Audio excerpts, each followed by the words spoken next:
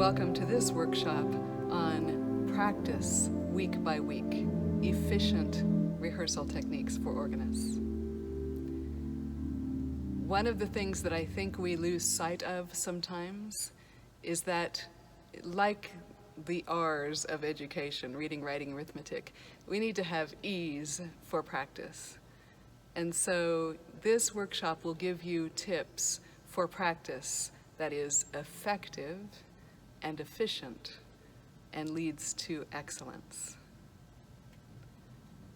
Before we play a single note, we need to prepare for our practice to be effective and efficient and leading to excellence. So before you play, before you even show up at your practice instrument, review your why. Why are you doing this? Why are you a worship service organist?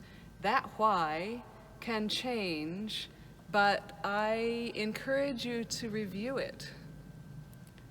One of my favorite parables, I don't know where this comes from because it's not biblical, but think of a bricklayer.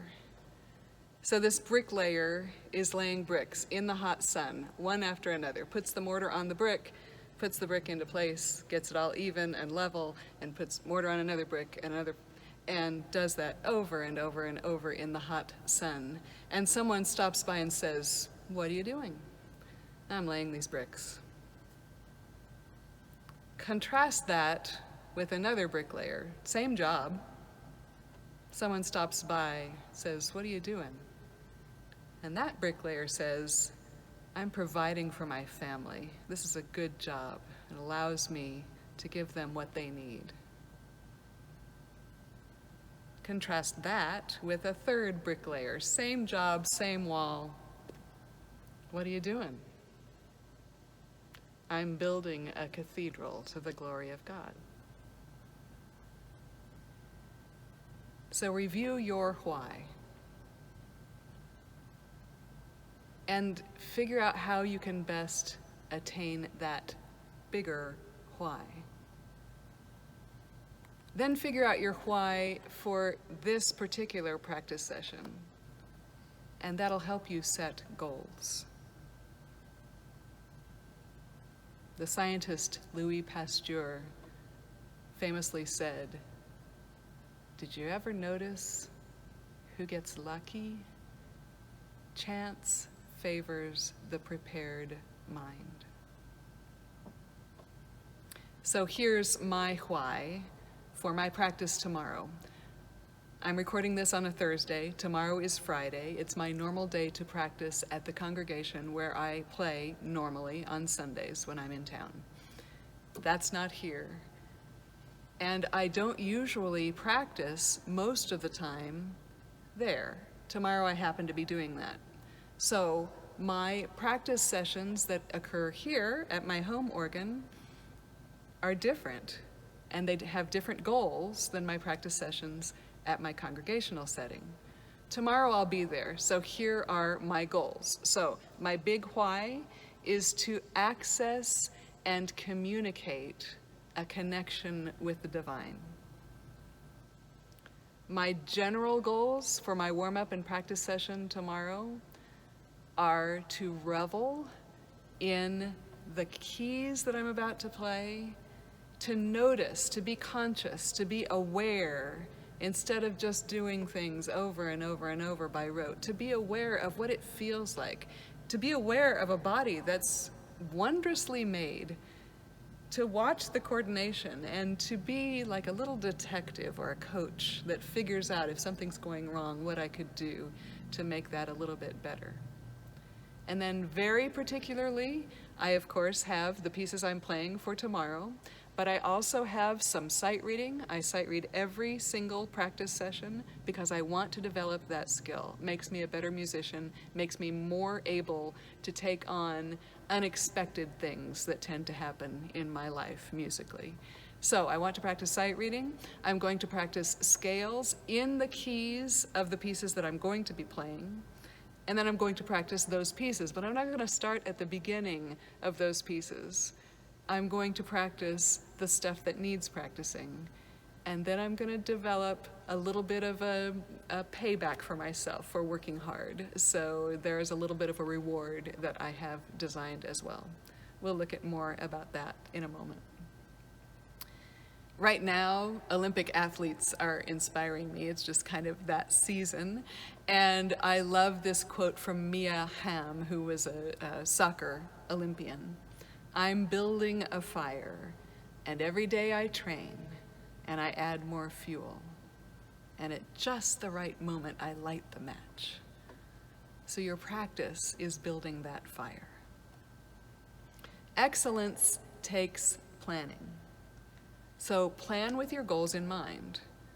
I have them on my phone because my phone's always with me. So in a memo section of my phone, I have my goals, my big why, my goal for practicing in general, my goals for this particular session. You might put them on a sticky note. Just have them in mind and probably have them in front of you so that you don't lose sight of those goals. Design micro rewards for yourself. So for me, that's playing something that I love to play. Maybe it's a hymn that's really familiar. Maybe it's a piece that I love to play. It just feels good as far as coordination to play. So I'll play that. That'll be my reward. If I'm practicing at home, where most of my practice occurs, then ice cream is a great reward for me. I have to be careful about too much reward. But if I am working really, really hard, sometimes I'll give myself a little bowl of ice cream, or a walk outside if it happens to be a really nice day, or a phone call to a friend, or maybe, speaking of friends, playing words with friends. It's a favorite phone game of mine. Just little micro rewards that can help to motivate me through my practice. Unmask yourself. We talk a lot about the pleasures right now of unmasking, of seeing people's total face. But I've been thinking during the pandemic about how much we mask ourselves to ourselves. So unmask yourself, be honest, so that you can be your best coach. Know your own attention span. Know when it's time to stop pushing, because it's not going to get any better. My attention span for really concentrated practice is about 20 to 30 minutes. Then I don't stop practicing, but I give myself a break. I do something that takes a little less brain power or coordination, that's a little less frustrating. And then after maybe 10 minutes of that, I can go back to another 20 or 30 minutes of really intense practice. I know myself that well. Your brain is going to work differently, so figure out how you're most effective. And speaking of that, everyone's brain works well or not so well at certain points of the day. I know for me, my brain is at its sharpest first thing in the morning. So if I can practice first thing in the morning, that's what I do. There are, of course, days that I can't do that. Life gets in the way. Fine. But when I practice, if it's late in the afternoon, when my brain is pretty much at its weakest, or if it's late at night when I'm distracted by other things, I don't use it as an excuse to not practice, but I practice differently, knowing that my brain needs a different set of impetus to be able to do well. Keep track of your progress toward each goal. So I'm great with spreadsheets, and so I have my overall goals. This is the piece I want to learn. If it's a concert piece, 20 pages long, I'm going to have to track that progress over months. If it's a hymn that I need to learn for next week, I've got to figure out where is the progress so that I know where the work is still needed. I'll show you a bit more about how I mark that in my music a little later on. And then don't forget to plan for challenges. Sometimes we practice in ideal circumstances, in a room by ourselves, in our sanctuary by ourselves, and we forget that in real life circumstances, especially in worship playing, that things happen. There's going to be the bride who's late. There's going to be the baby who cries. There's going to be the screen, the technology people that are running the screen, and the text is on the screen, and they don't quite keep up with your playing of the hymn, so the congregation can't sing. What are you going to do in those situations? Plan for those challenges. I have a story to share with you, and that's from another Olympic athlete. named Michael Phelps, a great swimmer, multi-gold medal winner. His coach says that he is the best, Michael Phelps is the best at planning for unexpected things. So this is what Bob Bowman, Michael Phelps' Olympic coach, says about Michael Phelps. Quote, "He's the best I've ever seen and maybe the best ever in terms of visualization.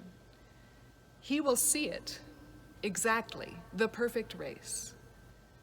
And he will see it like he's sitting in the stands, and he'll see it like he's in the water. And then he will go through scenarios. What if things don't go well? What if my suit rips or my goggles break? What would I do?" So he has all of this in his database, so that when he swims the race, he's already programmed his nervous system to do one of those things. And he'll just pick the one that happens to come up. If everything's perfect, he'll just go with the perfect one. If he has to make a change, he's got it in there.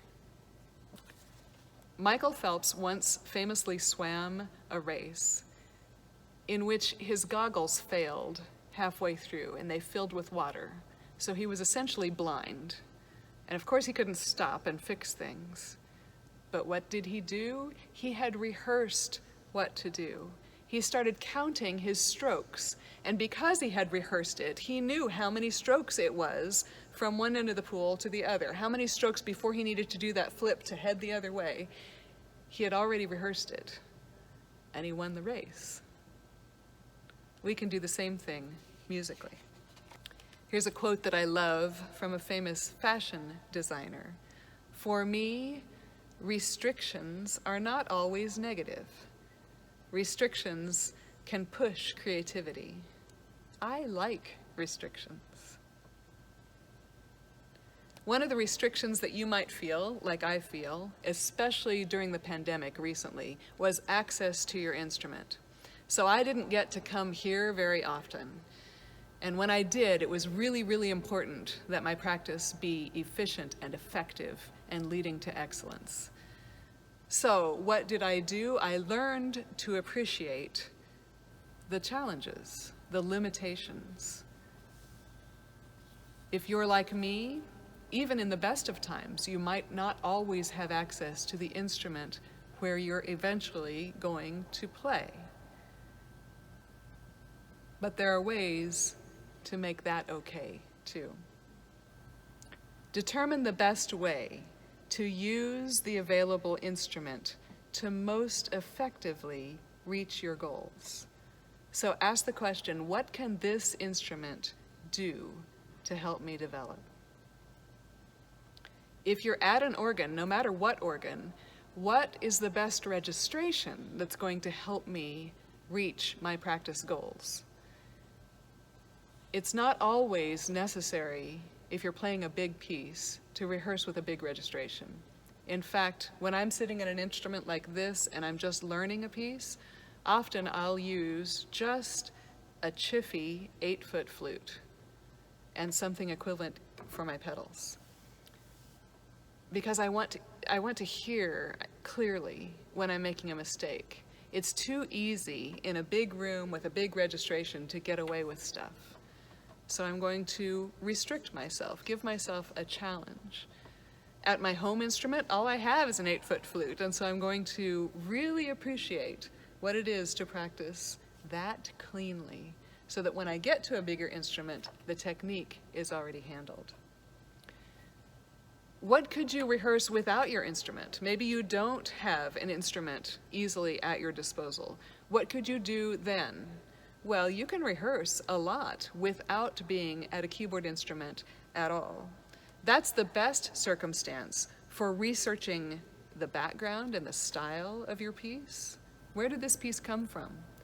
What is this hymn that I'm going to invite the congregation to sing? Where did it come from? What led to its creation? Whose testimony is it? What time and place did it come from?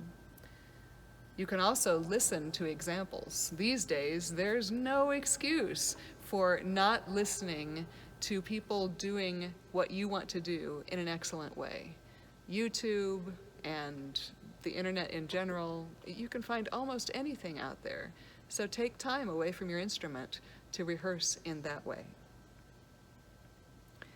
And when you're away from your instrument, you can be analyzing forms and singing phrases and becoming familiar with harmonies or scalar patterns. Analyzing forms, especially for effective practice of hymns, is really important. A lot of hymns are in a form that we call AABA, and that just means that the first line is usually repeated with very few modifications. And then the last line of the hymn is also very similar to lines 1 and 2, but line 3 is often very different. So what does that mean for efficient practice? It means that you've got to rehearse the third line, the B of AABA. You've got to rehearse B 3 times as often, because every time you play the hymn straight through, you're rehearsing the A's 3 times. So analyze the forms when you're away from your instrument. Figure out where the repetitions happen of anything, any piece that you play, and figure out how to help that work toward your goals. Being away from an instrument is also a good circumstance for deciding on fingerings and pedalings and articulations and basic registrations. I do a lot of practicing on airplanes just because I travel so much. So I'm setting all those things. I'm memorizing sometimes on a plane. You can do that in your mind. You don't need to have a keyboard in front of you to set some of these things. You could mark potential trouble spots. Try to predict, like the next time you play for a choral piece, try to predict where the choir is going to have a problem. Or the next time you play a hymn or a song for congregational singing, try to predict where your congregation is going to struggle with a leap or with some text, and then practice those things when you get to your instrument. And as I said, reviewing memorization is a great thing to do away from your instrument. I've had the privilege of performing with Yo-Yo Ma several times, and he's just a fabulous person. He walks in a room and the energy of that room changes, and so I hang on nearly every word the man says. But here is something that he said that's relevant to our discussion on practice. Practicing is not only playing your instrument, either by yourself or rehearsing with others. It also includes imagining yourself practicing. Your brain forms the same neural connections and muscle memory, whether you are imagining the task or actually doing it. Have you ever seen an athlete practicing the moves, practicing? You can tell the wheels are turning in their mind. They're practicing the race before they run the race. Or if you watch figure skating, they're practicing the jumps in their mind, backstage, off the ice. They're practicing those things so that their brain knows how to anticipate and achieve excellence. Efficient, effective, excellent use of your brain, different than my brain. How does your brain work? Be the best coach that is possible for you. Set micro goals. Know that your micro goals will be different for each task. Here are some micro goals for different parts of practicing. If your goal is sight reading, then you're going to try to get from beginning to end without stopping. That's the goal of sight reading. So that if you're in a worship situation, you need to sight read a hymn, your goal is to get from beginning to end without stopping. If a wrong note happens, that is not your goal. Fixing that is not your goal for this particular part of practicing or playing. The goal is to get from beginning to end without stopping. It's an essential skill to develop. But if your goal is not sight reading, and it is learning and solidifying right notes, then your practice is going to look very different. So you're practicing along, and a mistake happens, you're immediately going to stop. You're going to fix that mistake, and you're going to practice it several times before you go on to the next part. It's a different goal than a sight reading goal. If your practice is focused on musicality, so you've got everything learned and now you want to clearly communicate this gorgeous piece of music, then perhaps your goal is to record your practice so that you can see if you're being as musically communicative as you want to.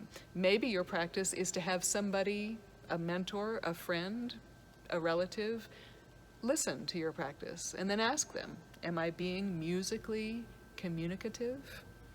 If your practice is a complete run-through, then definitely you either want to record it or you want to have somebody there so that you can practice the challenge of nerves and of unexpected things happening. So have a micro goal for this particular part of your practice. When errors occur, and they will, that's what practice is for. So when errors occur, don't just get frustrated with yourself. Ask why. Why did this error occur? Is it a fingering problem? Is it a pedaling problem? Is it that my brain is anticipating a different note or a different harmony than actually happens? What do I need to do to address this? The only way you'll know the answer to that question is if you've asked the why question. And then build a toolkit of potential solutions. We'll talk more about that in a minute. And don't forget to constantly strive for excellence. When you find your mind lagging, when you find your mind concentrating on what you're about to eat for lunch, or the shopping that you need to do later in the day, or that you need to pick up your child from an activity, then you're not achieving efficient, excellent practice. It's not happening. And there could be a reason to practice that way. Maybe you want to see if you can do things while your mind is concentrating on other things. I don't know. But more likely, you need to give your mind a break, remind it to come back to excellence, remind it that it has goals that need to be addressed right now, and then start again on this micro goal. When we're talking about goals, we also need to talk about what it means to attain them. So here's another athlete, Bonnie Blair, who was an Olympic speed skater. And she says, winning doesn't always mean being first. Winning means that you're doing better than you've ever done before. I love that definition of excellence. What is your definition for excellence when it comes to worship playing? Mine is the congregation involved? Are they singing with enthusiasm? Are they appreciating the theology that's contained within the hymns and songs that they're singing? Do they know what the point of this worship service is? Did my music point toward that in the same way that scripture readings and prayers and sermons point to that theological goal? That's my definition of excellence in worship playing. It's very different than my goal or my definition of excellence for concert playing. And remember, your congregation might have different goals for you than you have for yourself. This is a hierarchy of congregational song that I came up with a few years ago, and I've been sharing in workshops ever since. Your congregation mostly, I think, wants you to practice the things that are going to make them most successful. So the first thing that you should practice, that I strive to practice, are the times when they're going to sing with me, those moments of congregational singing, starting with hymns and songs, so I practice how to make them most successful. The next thing I practice are responses or other liturgical moments when they are being asked to sing. Sometimes those are very familiar things to congregations, and they're no longer singing them with gusto. So I'm going to practice in ways that I think will encourage and welcome them to sing more enthusiastically.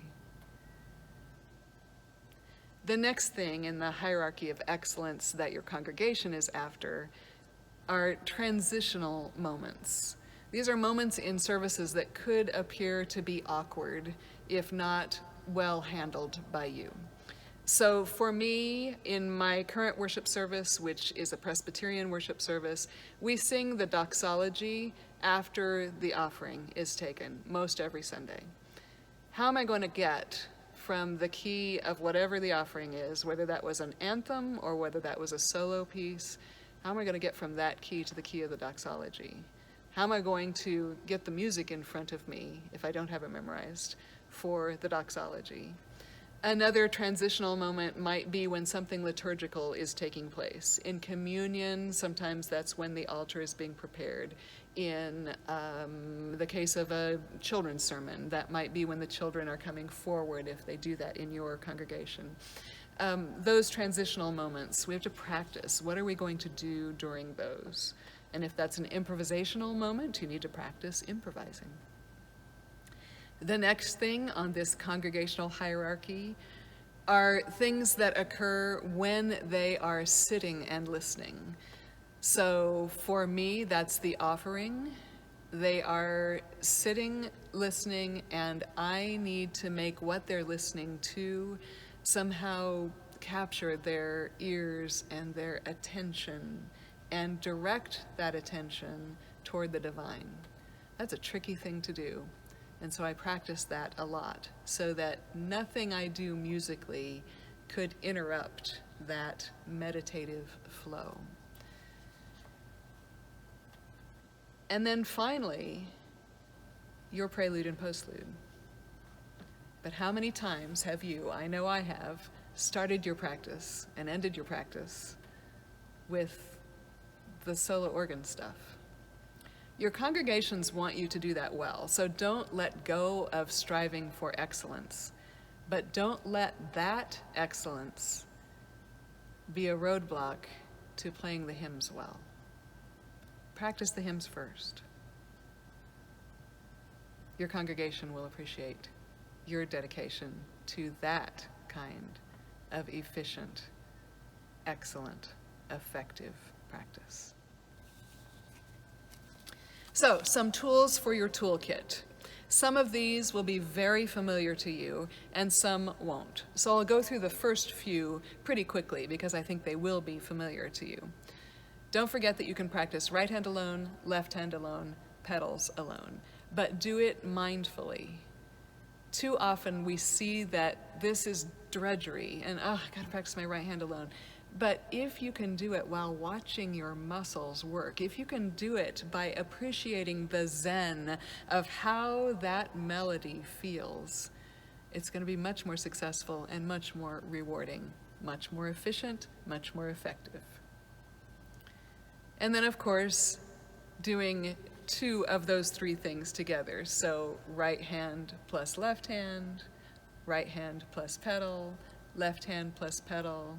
The way that I am, I have to do that plus pedal more often than I do right hand, left hand. That comes pretty easily to me. I was a pianist first, so adding the pedals was a challenge to me when I was a young organist, and still is the most challenging of my four appendages to keep under control. So I'm practicing right hand plus pedal or left hand plus pedal a lot until I get those things right. As organists, we often forget that we have a practice tool that is unique to only our instrument, and that is to use a silent manual. So let's say that you're practicing soloing out the melody of a hymn. So here's a hymn that has lots of sharps and flats that can be tricky. I'm going to try soloing out the melody and accompanying everything else with my pedal and with a secondary manual.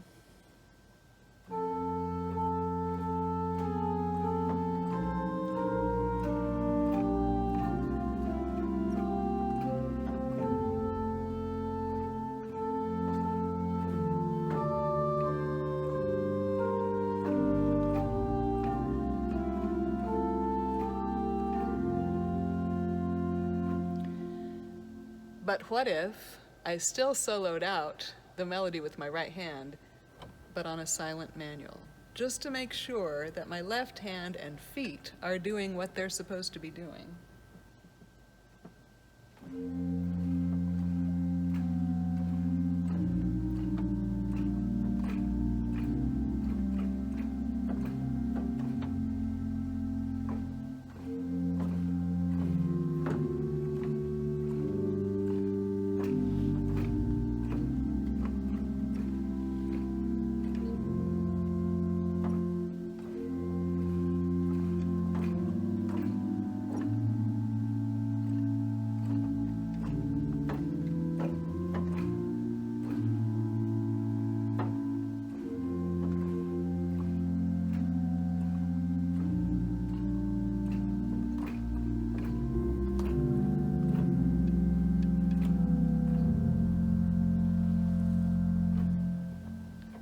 All of a sudden, I notice more about what the left hand has to do and where the left hand has to go.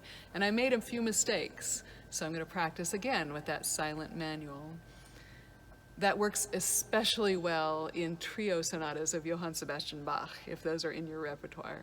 But it works for hymns as well.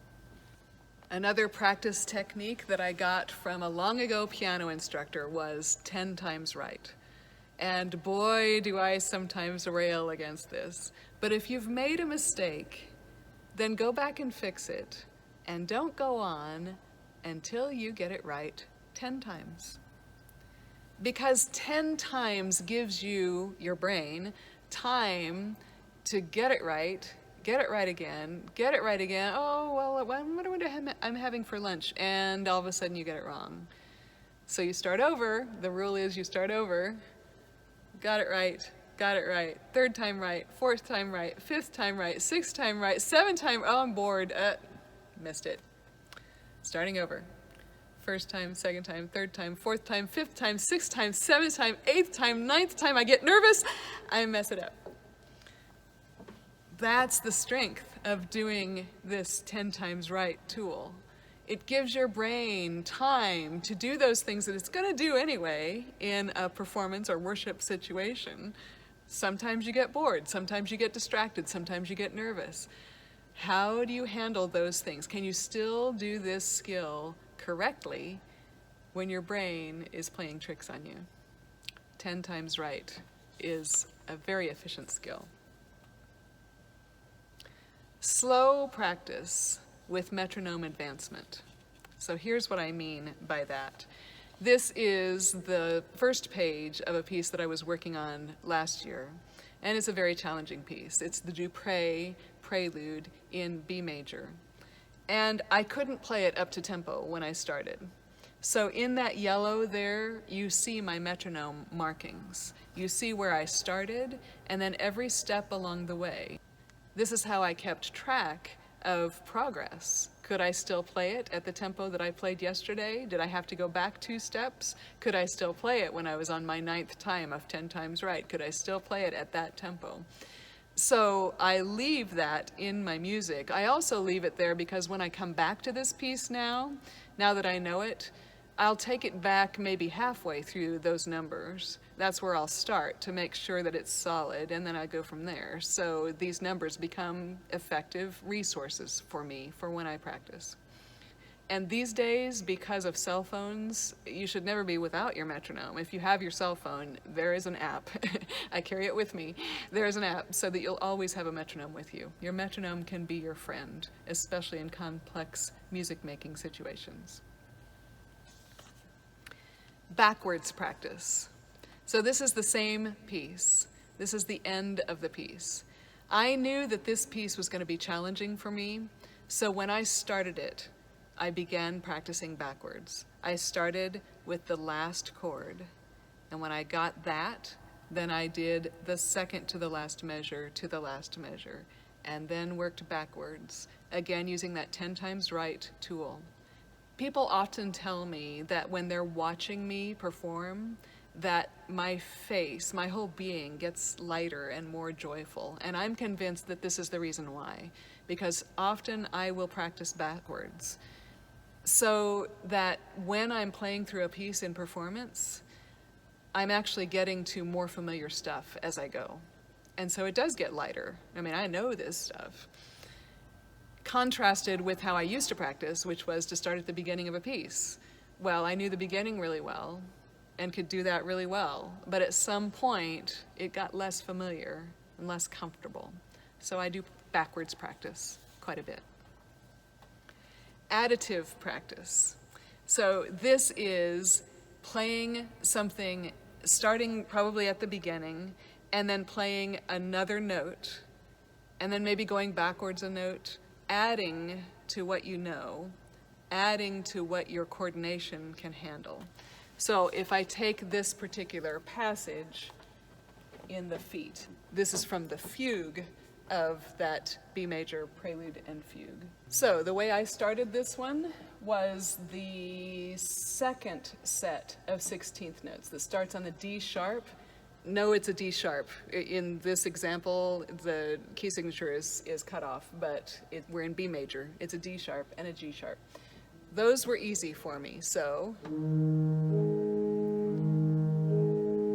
not a problem. Now can I add one note?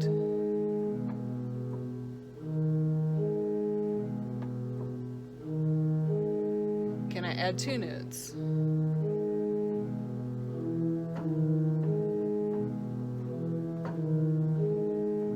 Ten times right.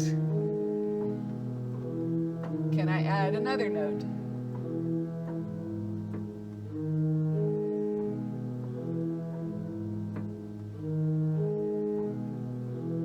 Can I add another note?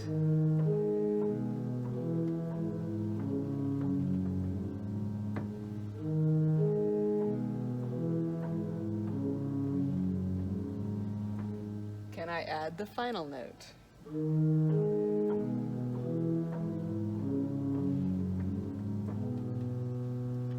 And of course, each time I'm doing that, I'm practicing with the pedaling that's marked, and I'm discovering, is there a reason that that doesn't work?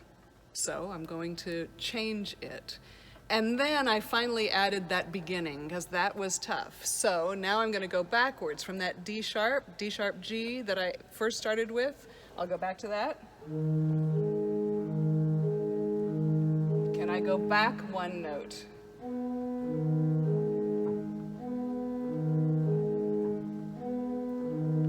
Can I go back another note?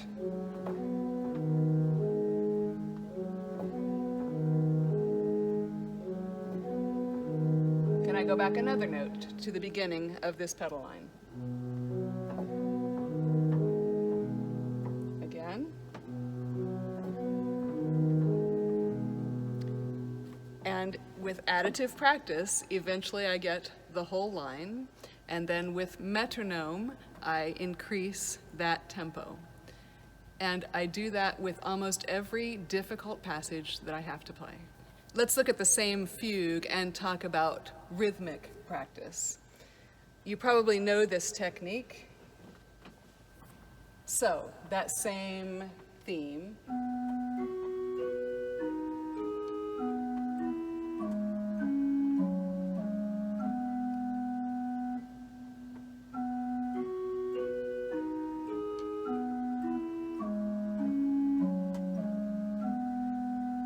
But can I play it in this rhythm?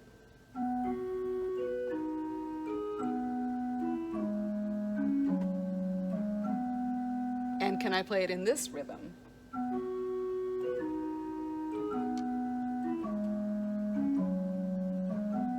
And can I play it in this rhythm?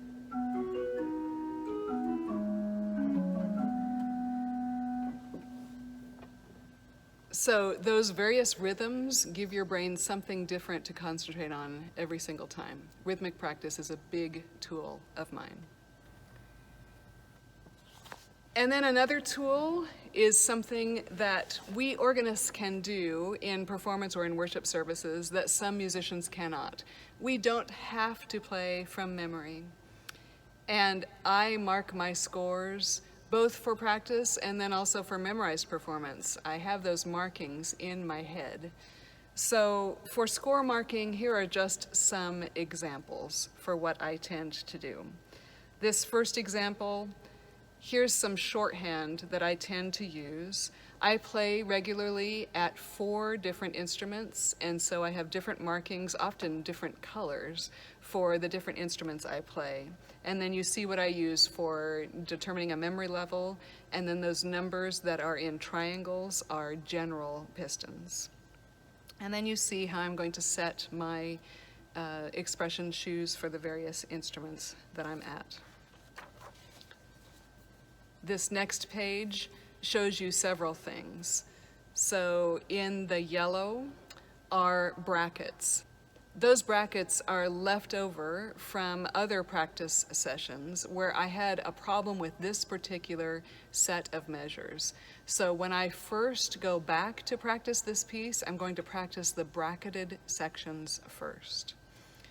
And you see other things here that are shorthand for me. So fingerings and pedalings, and times when I want to make sure that I'm connecting something, and times when I want to make sure that I'm breaking something. Other shorthand, an arrow past a rest can tell me that I'm going to need that pedal note again.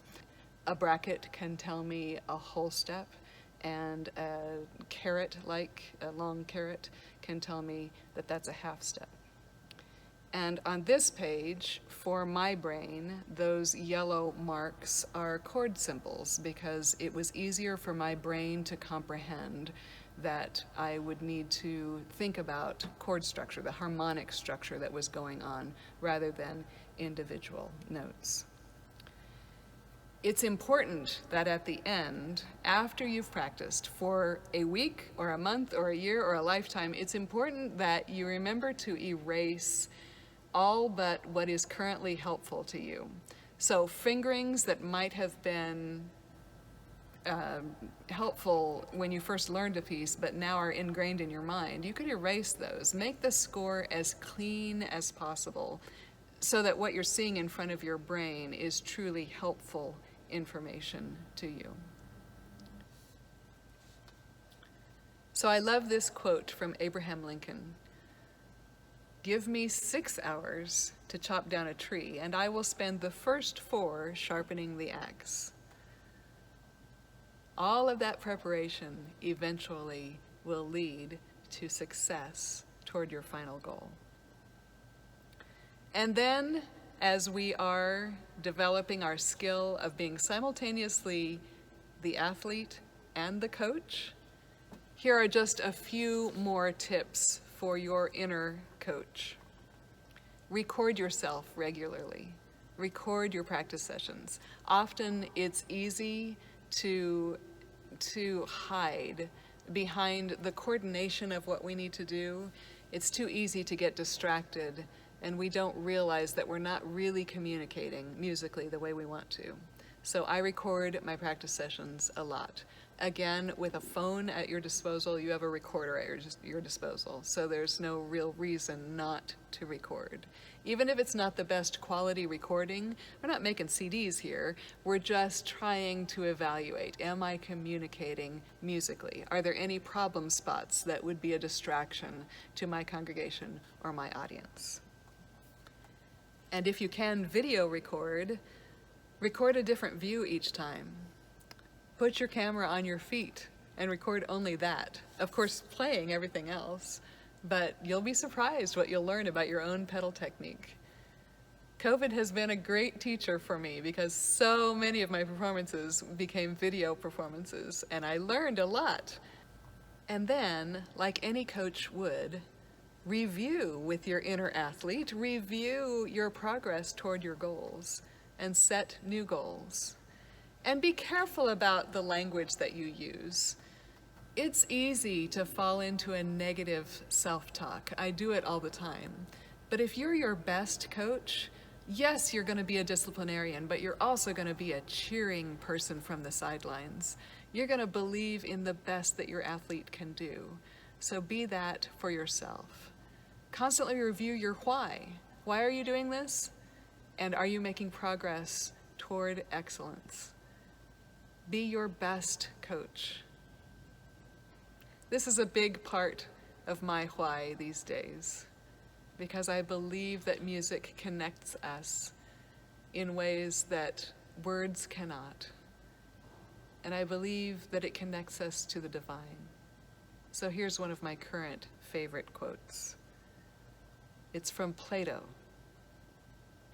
Music gives a soul to the universe, wings to the mind, flight to the imagination, and life to everything. Let's vow to give more life in that way to our congregations in the worship of God.